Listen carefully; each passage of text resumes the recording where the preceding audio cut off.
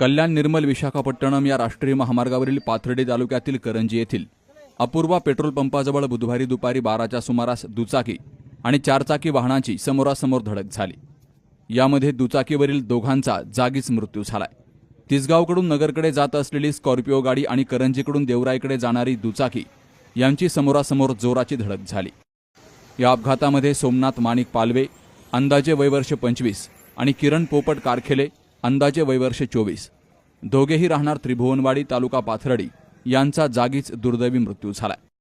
तर अपघातामध्ये दुचाकीचा अक्षरशः चुराडा झालाय। मढी येथील अपघातग्रस्त स्कॉर्पिओ गाडीतील एका महिलेला देखील या अपघातामध्ये मार लागलाय।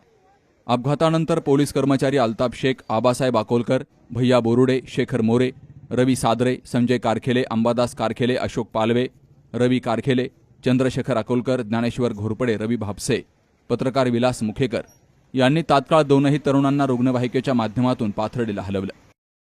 अपघातानंतर मोठ्या संख्येने इथं वाहतूक कोंडी झाली। पोलिसांसह उपस्थित तरुणांनी तात्काळ वाहतूक कोंडी बाजूला करत रस्ता सुरळीत करून दिला। तर काल मंगळवारी देखील पाथर्डी, करंजी, तिसगाव, मिरी परिसरामध्ये अपघाताच्या घटना घडल्या। मढी मायंबाकडे दर्शनासाठी जाणाऱ्या कोळगाव तालुका श्रीगोंदा येथील एका भाविकाचा त्या अपघातामध्ये दुर्दैवी मृत्यू झाला।